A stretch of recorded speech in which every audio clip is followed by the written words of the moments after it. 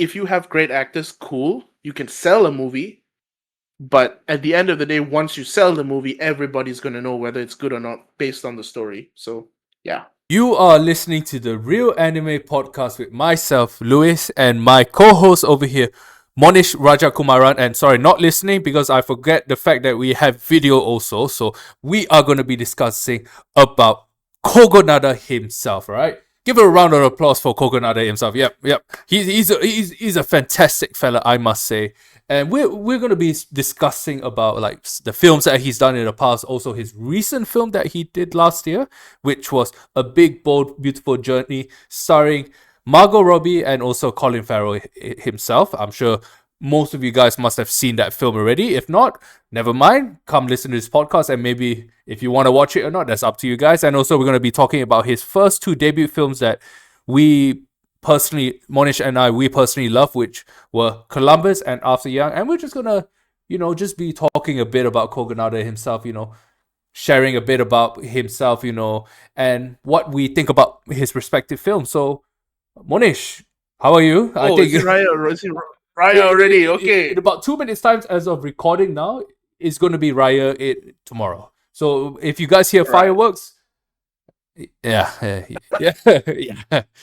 How are you? I had a yeah. I mean, I'm okay. I'm okay. We're it's been a bit of a week, but we're here now, and I'm excited to talk about Kogonada. Aren't we all excited to talk about him? I guess he's a one of a kind director. Hopefully everyone in this podcast will know about him when we talk about him. Okay. Yeah, I mean, one of the best parts about doing this podcast is getting to introduce people to newer filmmakers or lesser known filmmakers that are doing an amazing job already. Like Christopher Nolan and Denis Villeneuve and all these guys are going to be doing films left, right, and center, so everyone's going to know them.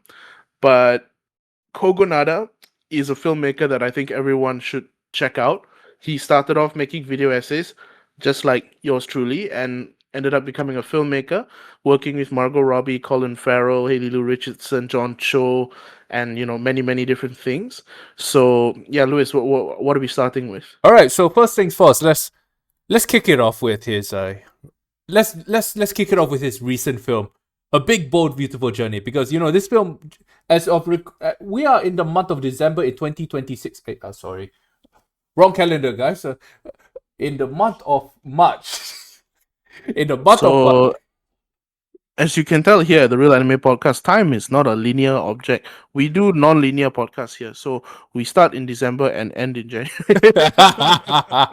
But no, Louis, what were you saying? What was your question? So we're gonna be kicking off with A Big, Bold, Beautiful Journey. So for whoever's listening or watching this, we're gonna be using ABBBJ just for a shorter acronym. So it's a bit of a mouthful to pronounce it. But nevertheless, let's get started with this film. So one of the things that I felt with this film, you could correct me if I'm wrong with this. This film itself, you have two dominant actors in Margot Robbie and Colin Farrell. I think we don't need an introduction for these guys. Everyone knows who they are. If not, you must be living under a rock, or you probably think that Chi Chap Man is the best film out there, which I certainly agree with. Chi Chap Man is the best film out there. or other films, of course. But now the thing is, we have two outstanding actors in this film, right? However, we need to talk about the storyline. Now, I want to ask you, right, Monish, is this a film where just because you have two good actors in these two individuals, but it has a poor storyline, do you think that a strong story is needed no matter who your actors are? Let's say, for example, you can have the best actors in the world, but if you have a very, very bad storyline, would this film be like watchable in a way? I want to hear your thoughts, right? I want to hear it. Well, look, I mean, there's a reason why some of the best actors around have done shitty films. There's a reason why Kurosawa goes on and on about how story is king in every interview you can get him on, right? There's a reason why. What is a shitty film I can think of that a guy did? like, well, what's a good film? Huh? That well, not a good film. Okay, well, here's what we'll do. There's a reason why Will Smith goes into rapping. Oh, don't get me started on that. like I'm not gonna say I'm a rap aficionado here, but I understand that rap has to have a certain cadence to it and a certain understanding of a message that needs to be delivered. And Will Smith goes on more about style over substance. I'm gonna leave it at that. So I'm looking at it more from the point of view that if the quality of the story you're telling is actually good and it actually has a really strong concept or emotion that you're intending on delivering, then adding good actors to that project is just the icing on the cake. In some ways, actors are a lot more important than just the icing on the cake. But in this sense, if you have great actors, cool, you can sell a movie. But at the end of the day, once you sell the movie, everybody's gonna know whether it's good or not based on the story. So yeah. Yeah, because I mean, like, I remember the hype around it, especially like we both were talking about it before it came out last year September, if I'm not mistaken, worldwide, plus minus maybe August September time around there. The the hype was real. You remember we was talking about this film. Remember when it was about to come out? We were excited because we are huge Kogonada fans, and this is his first big break that he's ever done. Now, for disclaimer, Kogonada was not he was the director of this film, yes, but he did not scriptwrite it. He wasn't a scriptwriter for this film. So in a way, like, which brings me to my next point. Do you think that, like, this film itself, the amount of you know hype that he had leading up to this film, everything, the marketing and all, do you think that it's fair that Kogonada deserves like all this criticism for like this film itself? Granted that he is the director, but not the scriptwriter. What do you think? And it's a good question to ask because you're a scriptwriter yourself, right? You've done many films in the past, back in the day, where I act a bit, marble a bit in the film, but I mean, it is what it is, or yeah. But what do you think? Okay, well, first off, I want to talk about the hype around this film. I think the hype was, of course, between us because I think we are Kogonada fans, as you mentioned. Yes, I think we're a bit biased. Yeah, for sure. I was already keeping my eye out for this film when I heard about it because I'm like, oh, Kogonada's directing, nice. Now, what I should have done was look at who was writing, and this is again no shade to the writer at all, because the writer is Seth Reese or Seth Rice. I can't remember. I don't know how to Let me pronounce check. that last name. Yeah, no, I mean it says it's I'm looking at his name now. I'm gonna say Seth Rice just because there's an I there. Not But Dexter. anyway, no. But he's the writer for A Big Bold Beautiful Journey, and Kogonada is the director. Now, Seth Rice is actually a pretty good writer from my understanding because he wrote a Ray Fiennes, Ray Fiennes film called The Menu, which stars Anya Taylor-Joy, which also came out in cinemas in Malaysia in 2022, and it was a really good film. So I know for a fact that he's a good writer. I just think that this is the point where two styles clash and they just don't serve one another.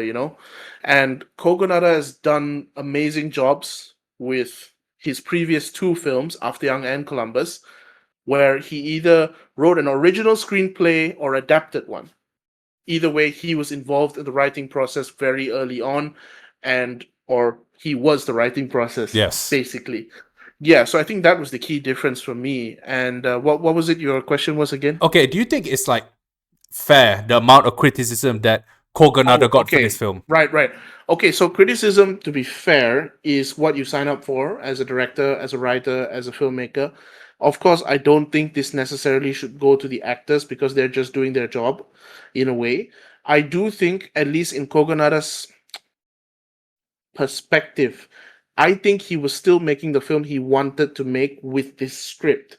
He talked in interviews about how much he likes like those films where you have singing in the rain, those kinds of films where it's like these kinds of musical elements come into it. But I think stylistically it's just a huge clash. and with an average budget apparently of 45 million plus, or maybe more. I I don't think it even was know, but 50 like, mil based on research done. I think oh it yeah, could have been like 50 mil, I think. yeah. I mean, at this point, it wouldn't surprise me if it was even higher than that, because you got Margot Robbie and Colin Farrell in that film as well, where actors like that could take up at least 15 mil of your salary, right there. So to me, and it's like he's not entirely to blame, because this is very clearly a studio project.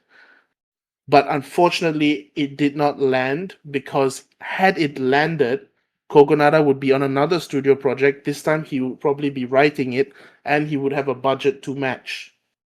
So, personally speaking, I think he does have to take some responsibility, but at the end of the day, the responsibility is not 100% his. Because, again, this is like a freelance job where you're commissioned to do something, and just stylistically, it doesn't work out. Yeah, I 100% agree with you, actually.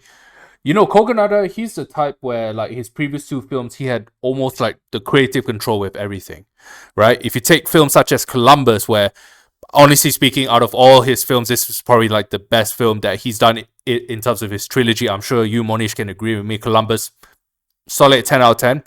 Because when I was watching Columbus, and we will get to Columbus in a moment's time, I started to see the contrast of like ABBBJ and Columbus itself, where the way it makes a huge difference, in my opinion, where if you're a director and you are able to like be the script writer of your own film, you are able to know everything from point A to point Z. Like, for example, if you take like the duo of John Cho and Haley Lou Richardson, you can see that like when these two guys were like acting in Columbus, the chemistry was very normal. I liked it. The chemistry was just like, like maybe it's just us two talking at the park, for example, or like maybe it's just like some random Joe you find on the park itself, and then you just strike up a good conversation with him or her. Well, sorry, most with him or her, yes. Then you probably never see that fella again for who knows how long, right? But my only concern is that with a big, bold, beautiful journey, a big, bold, beautiful, a big, bold, yeah, correct. Sorry, too long, I must say. In this film itself, I felt that the criticism a bit. I mean, you get paid, and whatever you sign up for, you deserve like the feedback, whether it's good or bad. But one of the things that I really criticize about this film itself, the duo of Margot Robbie and Colin Farrell. Now, yes, Colin Farrell has worked with Kogonada before in After Young, which was probably his first project with Kogonada himself, right? And this is obviously Margot Robbie's first film with Kogonada itself, right? I can see some elements where they are having a good time itself, but some of it I felt it was a bit like their performances together it felt a bit stiff. Not gonna lie, the energy wasn't really there. I'll give you a good scene example. A good scene example was when the two of them were at the ball scene. Remember when it was raining? It was I think it was someone's wedding. The way they met each other just felt so weird. I'm just like, you get what I mean, right? The conversation. I mean, yes, you they're strangers, of course, but okay, maybe first time you meet, yeah, it could be a bit awkward at first, but then the more you get to see each other, the chemistry just felt like a bit flat. What would you say to like add on to this? Well, I mean, I would argue that the chemistry felt flat because the tone was so uneven in Yeah, the Big Bold Beautiful Journey. yes, Because, like, if they continued, like, one of my favorite scenes in A Big Bold Beautiful Journey is when Margot Robbie's character goes to the museum at night, and she brings Colin Farrell with her when she opens the door and goes in. And that's one of my favorite moments, because it's like, this it feels so Kogonada, you know?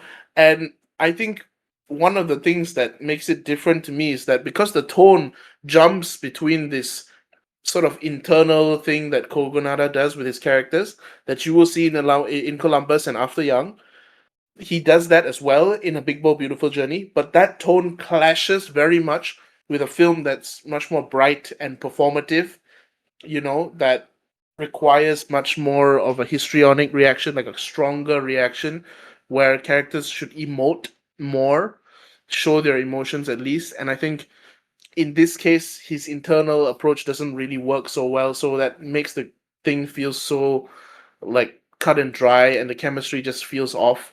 In an interesting way, I do think if this film was like, okay, the structure is interesting, but it seems very cut and dry. Again, like I say, nothing wrong with that. Just feels like a weird structure for a film. But again, I don't necessarily feel like the actors didn't have chemistry for the sake of not having chemistry. I think they didn't have chemistry because the tone of the film was so uneven. No, you're right about that. I mean, to finish it off with a big, bold, beautiful journey, we're gonna be here for hours talking about this film. You're right. The foundation probably wasn't set properly, hence it caused like maybe the chemistry between the two to like kind of not like gel per se, right? But nevertheless, let's move on to another film. All right, where we're gonna talk about After Young, right? After Young, a film which came out in 2021, just in the middle of COVID. I think it could be 2022. Correct me if I'm wrong, but I 21, right? Then obviously it came out during COVID time, where it was an interesting period for all industries, whether you're in entertainment or anything. So some of the facts that you see might put you off from watching this film. Let's say, for example, the budget was 9 million to 20 million, but the box office only managed to get 750,000. Now there are factors behind this, because when the film was released in COVID, you couldn't do that much of like physical marketing and all, and plus it was a weird time for all of us during that time, right? I think back then I was about 50 years old, doing selling satay by the tepi jalan. But I just kidding. But then I guess people like the satay. Kajang Satay, please sponsor us. I was just gonna say that Kajang Satay, please. Okay, but nevertheless, this is okay. So with After Young, okay, the box office 750K. But if you take away like what it earned in box office, this is actually a fantastic film. Now with the cast, you see, you have Colin Farrell, Jodie Turner-Smith, Haley Lou Richardson. Okay, she's not a main actor, but she's there as like a side character. And also this Thai girl, which I apologize if we have any listeners from Thailand. I apologize if I butcher this name. Her name is Malia Tijandro. Okay, if I may. So she's not Thai, she's Indonesian American. That's sorry. number one. If you're from Indonesia, I apologize, and Thailand also. Yeah, you gotta apologize to Thailand now. I apologize. Sorry. I sorry to say, but I thought at first it was like a name from Thailand. I thought at first, I think it's a mistake on my behalf, but he's talking about the little girl person who plays the little girl. Yeah, Mika Malia Emma Jawidraya. That's how apparently it's supposed to be said. She said that in an interview. I'm obviously butchering it as well. We're both not doing ourselves. But we will call her Malia Emma just out of respect for her last name. And I think, as far as I'm concerned, she was really a star in After Young. I absolutely thought she stole the show in After Young so many times. But go ahead, Luis. What else were you saying? Yeah, I mean, she certainly stole the show. I mean, her performance as like a girl who's like, okay, we'll give you a bit of a background story for After Young. I'm sure everyone knows a big, bold, beautiful journey story. But After Young, okay, so the story is basically about After Young, which is kind of like it's a sci-fi film where we have a normal family where you have Colin Farrell as the father, Jodie Turner-Smith as the mother, and then also Malia, Mika as the daughter, and then you have this AI robot, robot Young. All right. So this film itself, it kind of like looks into like things such as like separation, like keywords, like key themes such as like separation, distancing, emotional connection, human connection, all these sort of things like come into play, and almost in a way, one of the questions which I want to ask you, Monish, with After Young, right? Now we are living in 2025, as is stated in my book over here, the 2025. We are living in 2026, where AI is very maju now. AI, you can do anything with AI, right? Obviously, obviously some things you should not use AI for. Let's be honest. Some things you can use AI for. Maybe if it's for like maybe your assignment, but don't chat GPT your assignment, then you get 100% plagiarism. I know if my buddy Eddie is watching this right now, he's gonna be like, "You are correct, buddy." But learn how to use AI. That's all I have to say. All right. There's But ethics with AI, people. that's Ethics ethic, with bro. AI. You're done, no? Yeah, Yeah. but what was your question after Young? Okay. So the question is, how does After Young relate to life as we know it now? Especially with like, Oh shit. it's a deep I question, especially with no, AI and all. yeah, no, I was gonna go there. I was like, dude, we are living in a very close time to After Young, because After Young, basically, to add on to Lewis's description of the story, is this family unit of this sort of like found family esque structure where Colin Farrell and Jodie Turner Smith, their characters are adopt a daughter from Chinese origin, and her name is Mika, and basically their AI companion friend, Young. step brother, whatever, his name is Young, and basically he plays the sort of stepbrother role to Mika, and his role is not just to look after her, but also to help her connect with her real heritage, her Chinese heritage, really, and that is shown many times. And he talks about the folklore, the language. They even use the culturally appropriate names in the household and stuff like that. So it's not just about that family dynamic, but it's also about how AI is literally a member of this family and how they deal with losing that. So when I think about AI and that relationship to the world now, I mean, dude, we are, like, fucked. I mean, like, I mean it in the best way, because it's like AI is such an interesting new thing right now, because it's like, for all we know, AI is running the world. But at the same time, what if we start feeling emotions for the AI? Are you going to go and talk to ChatGPT? Well, this is probably done already by now. Like, there have been people using ChatGPT as their personal therapist. You like, there's a whole bunch of different uses for ChatGPT at this point.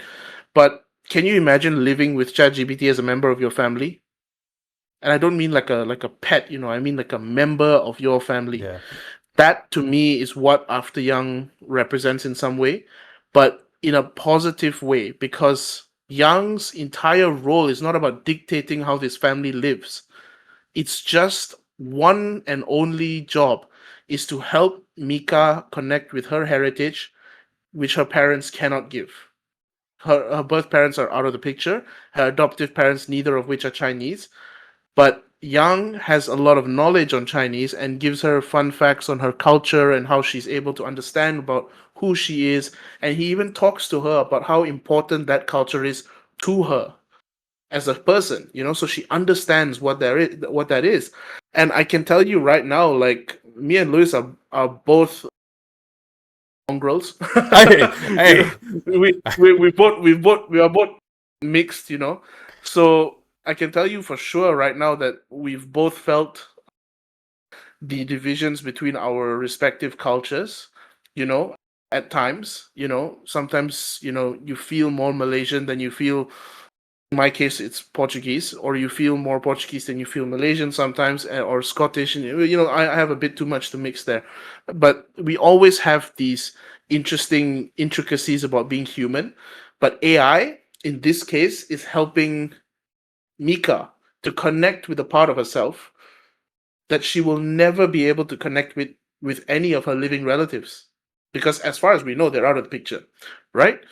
And on top of that, this is where the sci-fi part comes in. On top of that, Yang is an AI type that exists normally in this world, and by the end of the film, spoiler alert, he is revealed to have had a companion, a relationship, a romantic or friendship or a deep relationship with another AI who is played by Haley Lou Richardson, and her name is Ada. So not only does it show that AI has been a part of our family, but it shows that AI can be sentient enough to find the most human thing, which is love. So to me, that is kind of the sci-fi of After Young. But apologies for going on that rant, but there you go. No. I, to be honest, don't have anything more to say. You probably summed that up very well. I certainly think it was a fantastic question to answer, a fantastic question to ask, because after Young itself, it's just like it's gonna bring me to the next question actually, which is almost similar to each other, but maybe to add on like how After Young really relates to life as it is now. I'm gonna give you some, let's just say something like a specific scene or like a specific moment. Now, if you remember, it's like one of the things I wrote. It's like a maybe like a symbolism moment. Let's just say when I watched this film. Monish, do you remember in After Young where when there was a close up of like the fish tank? There was like a bunch of fish inside the fish tank itself.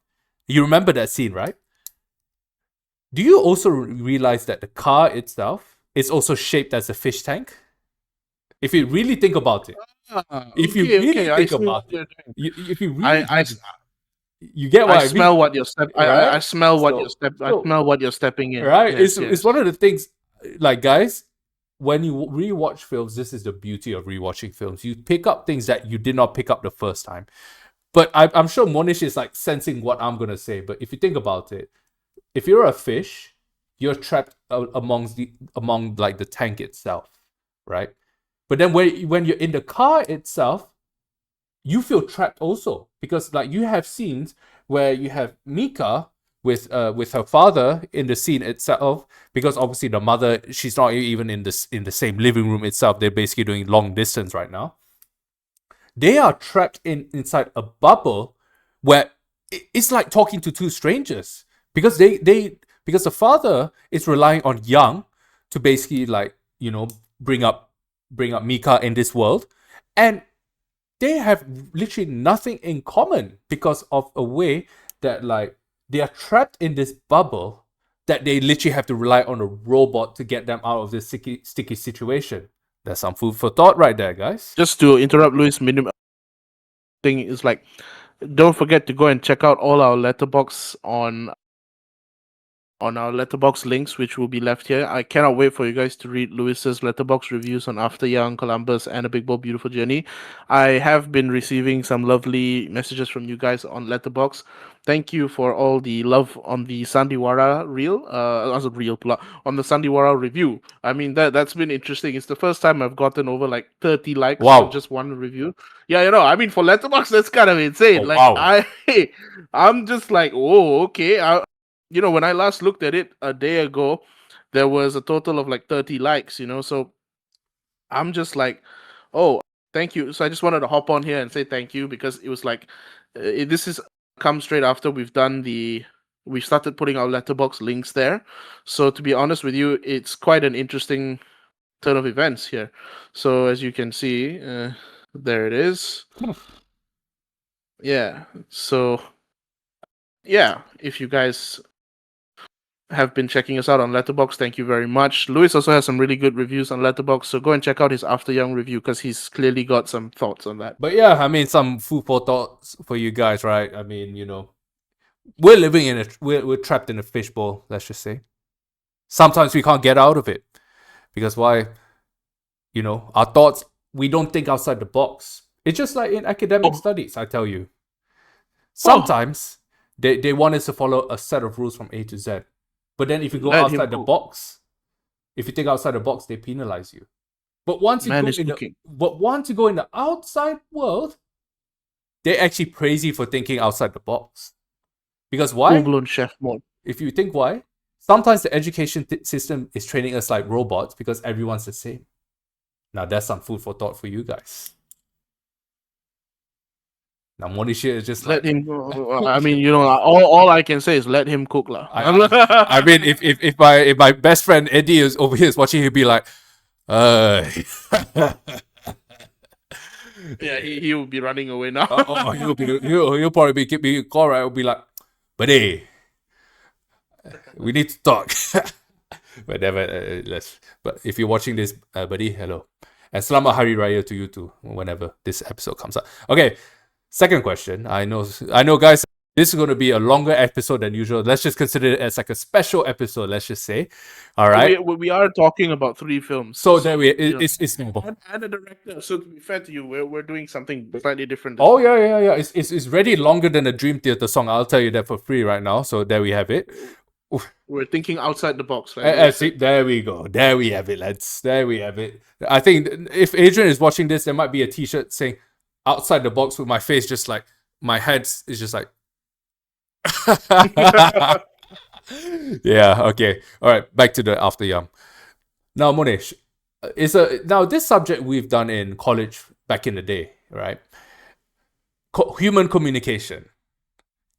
Now, I want to bring up this topic itself of human communication because I really want to ask you this film, right, is a very, very good example of how we sometimes, we as humans, we love to have big moments in life. Maybe when you get married also, that's a big moment in your life. All right? But then sometimes we tend to forget the small, small moments in life. So which brings me to my next question. How does human communication, it shows a good example of, forgetting like the small moments in life, Because let me paint you a picture. Like sometimes like when growing up, sometimes maybe our parents might be busy also, then they tend to forget about the small things in life. Because sometimes the small things might outweigh the big things in life. And sometimes when you have a robot, like you have ChatGPT Premium Brother over here in Young, who's just like taking care of Mika over here, sometimes you as parents also sometimes will like not maybe like sort of like lose the ability to communicate with your child. Okay, I see what you're saying. Yeah, right. I mean, okay, well, I think in this case, Jake and Kyra, who are the parents, Colin Farrell and Jodie Turner-Smith, I think the two of them over rely on Young after a certain point because he does everything for Mika. He is the person she talks to. He's the person she's happiest with. She's the person who he knows best. And the parents almost are like, oh, good, Young can handle it.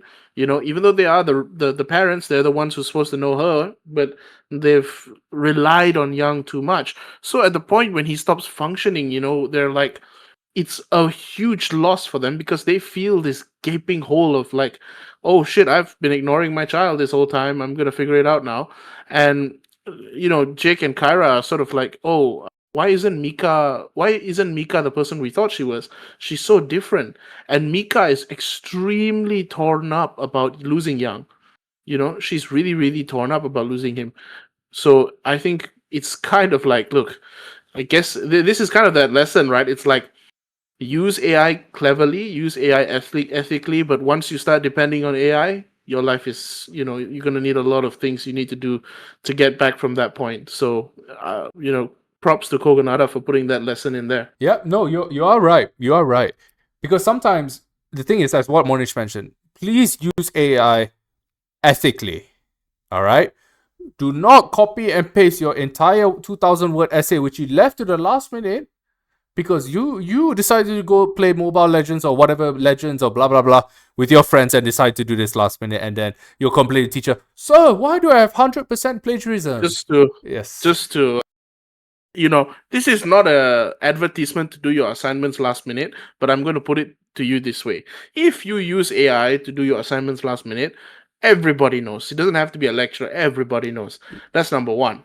But number two is you will never get the priceless college experience Oh, of single-handedly counting your essay or whatever it is you have to do with bloody 3 hours to go and 1 hour sleep and going to college, knowing for a fact yeah. you carried this goddamn assignment and you settled it in less than 3 hours or whatever. And We can do a one-off episode where we talk about that in the future. You know what? then, I'm writing it down. I'm so, gonna.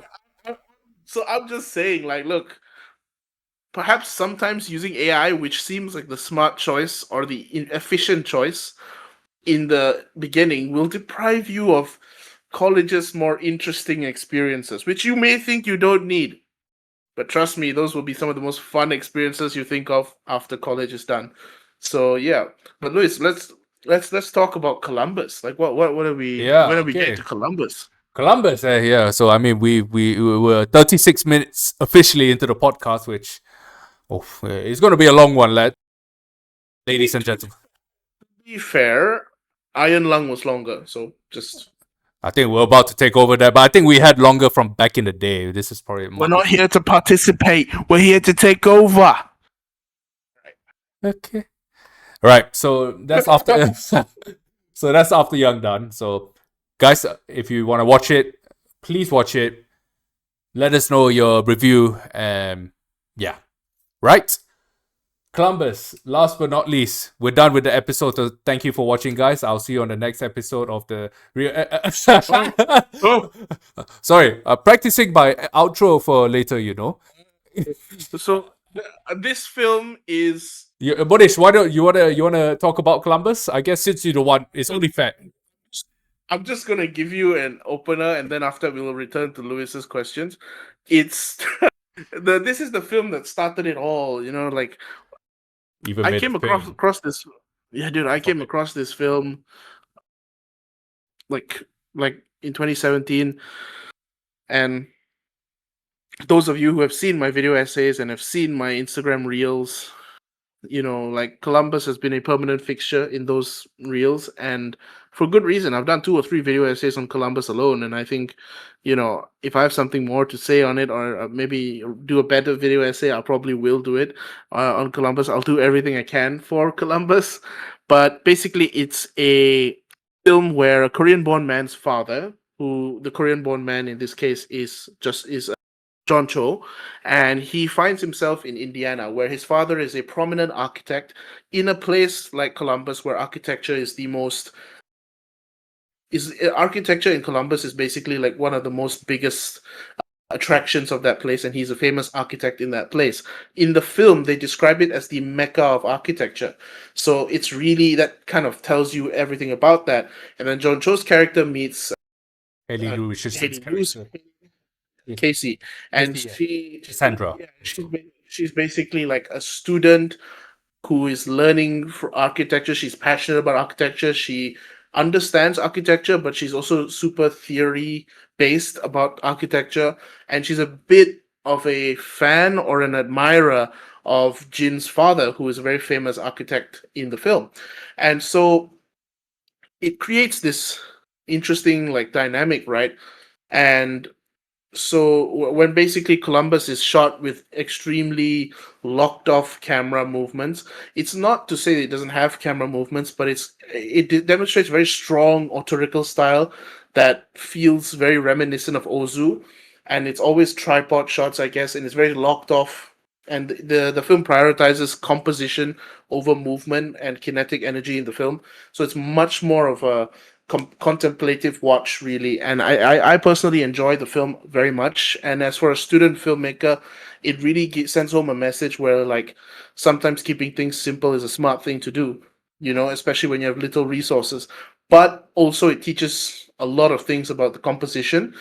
Like honestly, like Kogonada's choice of DOPs is really quite interesting. Director of photography, is because this one was Alicia Christian, and he is a director of photography, where it's basically like, his approach to this film was like locking down cameras and getting exacting shots that favored compositions.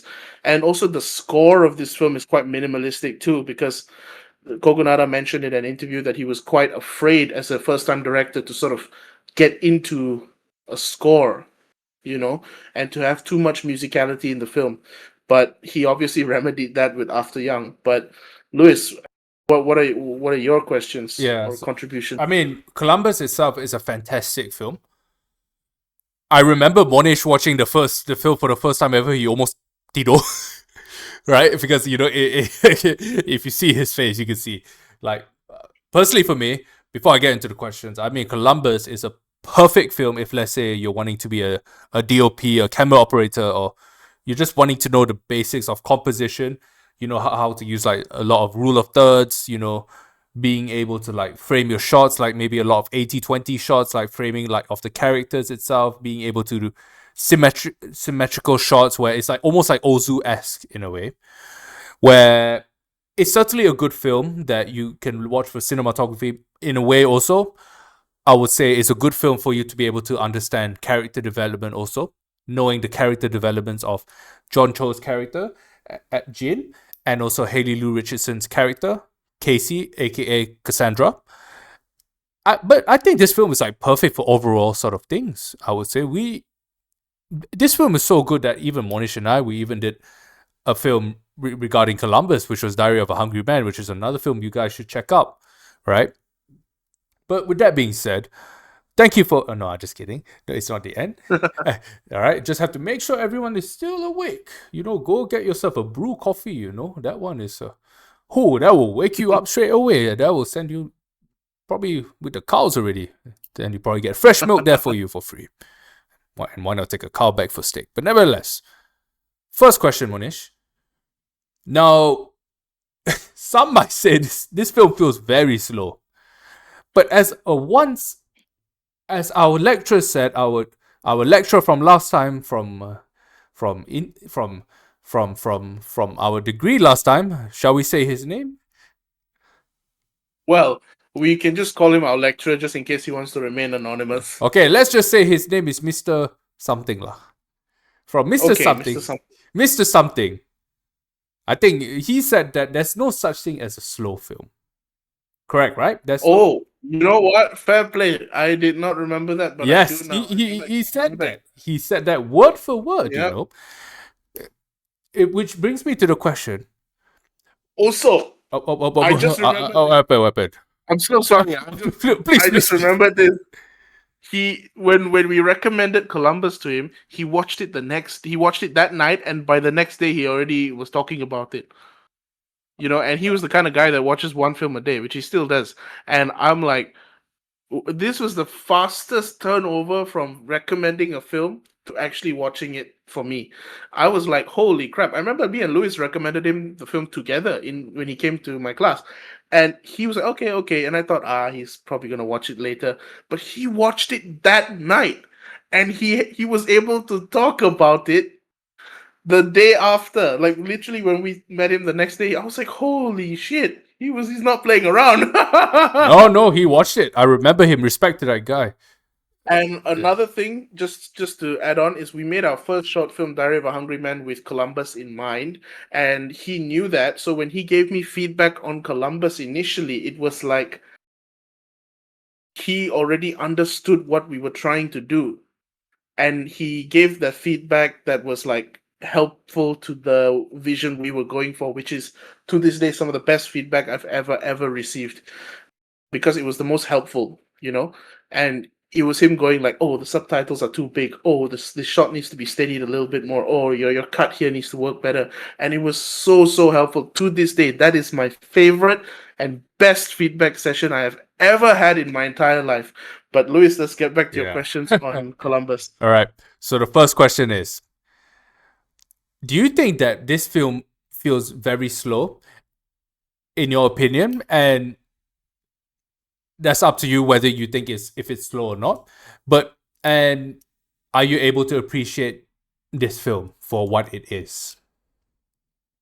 Okay, well, to say that a film is slow is interesting because, like Lewis said, our lecturer said there's no such thing as a slow film, but I also do understand that certain audiences or the general audience is used to a more action paced, fast paced K-drama, and it's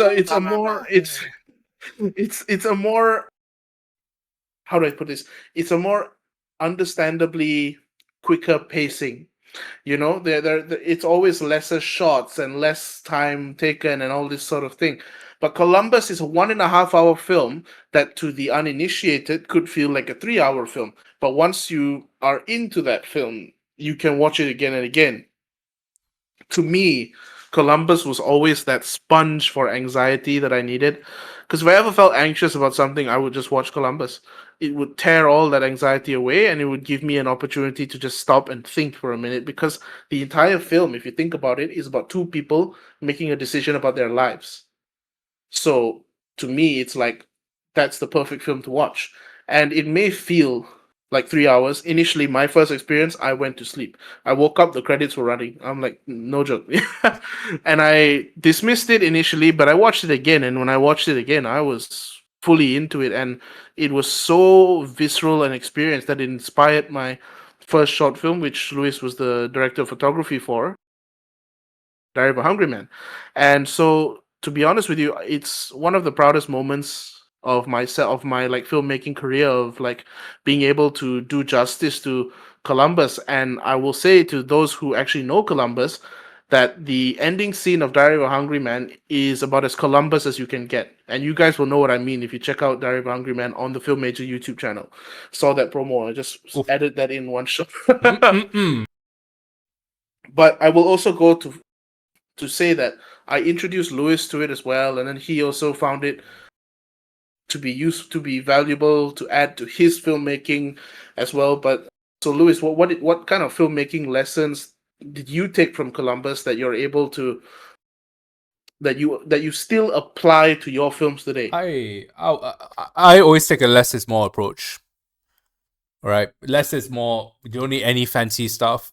Just let the scene do the talking, and that's it.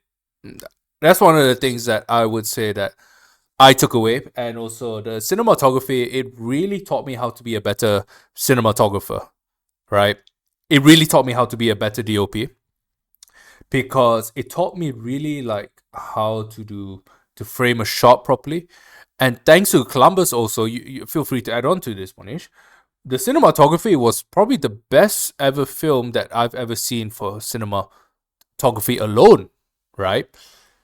I've learned a lot. You and I, we certainly learned a lot on this about learn a lot about cinematography alone from this film itself. And let's just say it's kind of like kickstarted like our journey as filmmakers, to the point where I've done at least 3 films and then another 4th one coming as we speak now.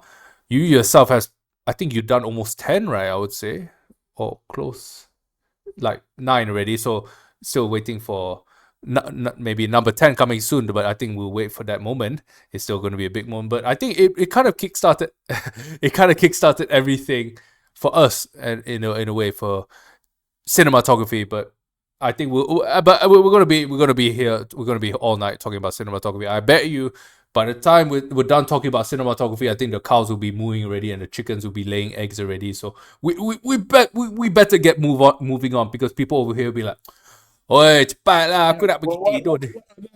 Like, what other questions did you have about Columbus? Okay, last but not least, Mm. we'll get to the grand finale, guys. I want to talk about the duo of John Cho and Haley Lou Richardson. Now, John Cho, we know him for, Harold and Kumar, American Pie, all these films that you don't associate Columbus with. And for Haley Lou Richardson, this is one of her first big projects that she did before she went on to do like other big projects, let's just say. So I just want to know, like, how does the duo in this film really works out for you in Columbus? And then if you want to compare it to another film for comparative sakes, please do.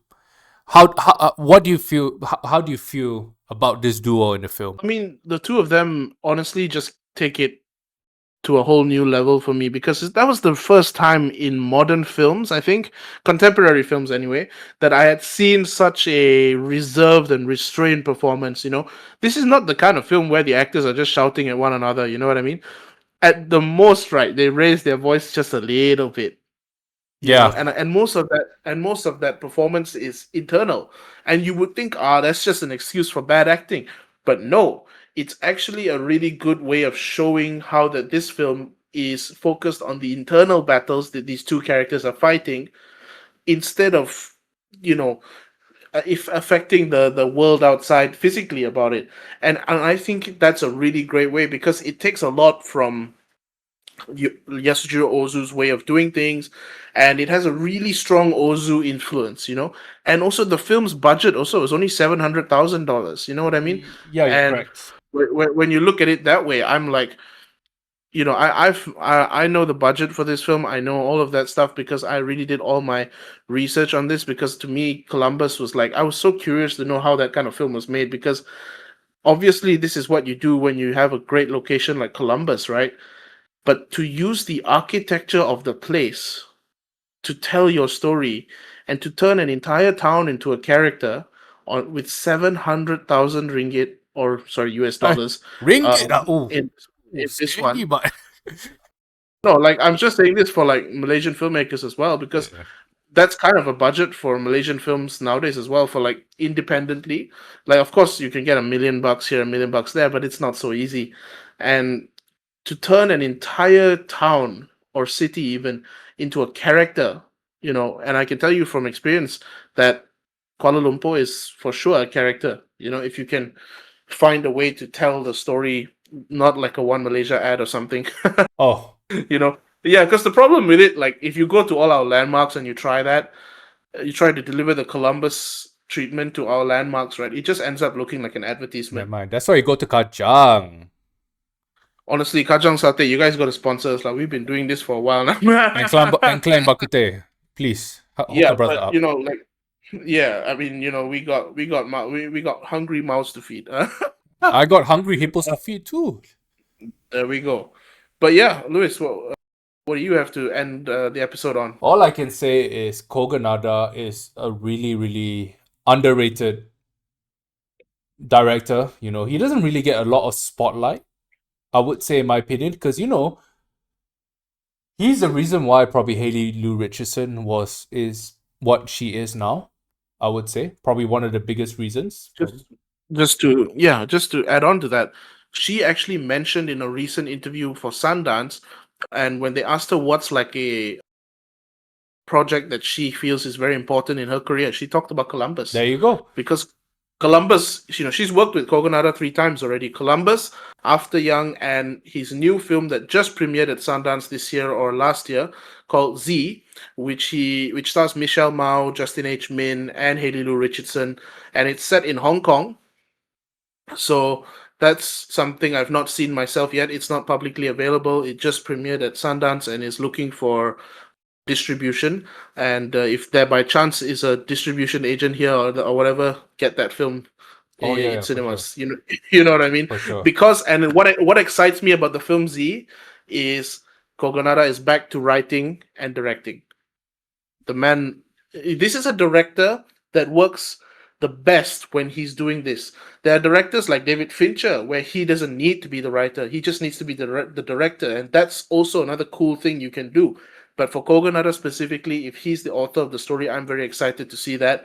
And from what I understand from the interviews, Kogonada took a bit of a Wong Kar-wai approach to this, where he did more of like a small crew, and they were just going around Columbus. One guy on the mic, one guy on the camera, a couple of people holding some water bottles, and the actors and himself, and they were just running around Hong Kong making this film with obviously still a shortlist and storyboard, but you know it's not a full blown production like a Big Bold Beautiful Journey or After Young, which was an A24 film, mind you. This film was very much more down to earth, and Kogonada talks about it like a really personal project. So for me, I'm like, yeah, I want to watch that film when it comes out. So, but yeah, I think just to cap off this episode, Luis, what are your final thoughts? And Yeah, yeah, you guys need to check out Kogonada because this man had the ability to turn an actor like John Cho, who's known for, you know, his for his like comedy films, you know, from back in the day, into and give him a serious character. That takes you, sir. That deserves a credit. You know, being able to like It's just like imagine just trying to get Kevin Hart to do something serious, but let's be honest, it's never gonna happen, right? After Young itself, all I can say is don't let the box office fool you, but it has its reasoning why it's low. It's not because it's a bad film. It's just generally, it's just I think maybe it was just released at the wrong time, or who knew that COVID was gonna happen. So it is what it is.